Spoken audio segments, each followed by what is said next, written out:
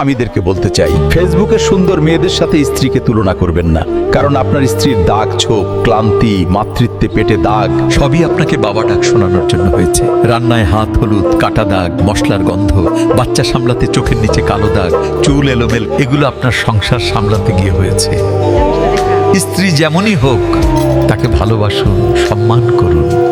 একজন সৎ স্ত্রী গরিব স্বামীকেও রাজা বানিয়ে দেয়, কিন্তু একজন দুষ্টু স্ত্রী রাজাকেও গরিব বানিয়ে ফেলে। স্ত্রীর ভালোবাসা একজন পুরুষের মনে প্রশান্তি এনে দেয়। অপরদিকে স্ত্রীর অবহেলা, খারাপ আচরণ পুরুষকে দিন দিন ধ্বংসের দিকে নিয়ে যায়। যে নারী একটা সুন্দর সংসার করার ইচ্ছে নিয়ে বিয়ে করে, কিছুই না পেয়ে ধৈর্য ধরে সংসার করে, অল্পতেই খুশি থাকে, দিন শেষে সেই নারীগুলোই ঠকে যায়। কিছু পুরুষ সহজে পেয়ে গেলে মূল্য দিতে জানে না। তাই নারীদেরকে বলছি, নিজের যত্ন নেও, নিজেকে ভালোবাসো। আপনি বলেন নারীর ধৈর্য নাই, নারী সবচাইতে বড় ধৈর্যের পরিচয় দেয়।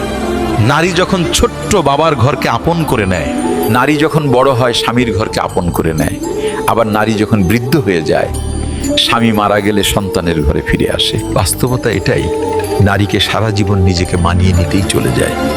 আসলে কবর ছাড়া নারীদের নিজস্ব কোনো ঘরই নেই। স্বামী স্ত্রীর সম্পর্ক ভাঙার সবচেয়ে বড় কারণ হচ্ছে স্বামীরা তার নিজের ভুল কখনো দেখতে পায় না। আর দ্বিতীয় কারণ হচ্ছে স্বামীরা মনে করে তার পরিবার কখনো ভুল করতে পারে না। সব ভুল তার স্ত্রীর, সব দোষ তার স্ত্রীর।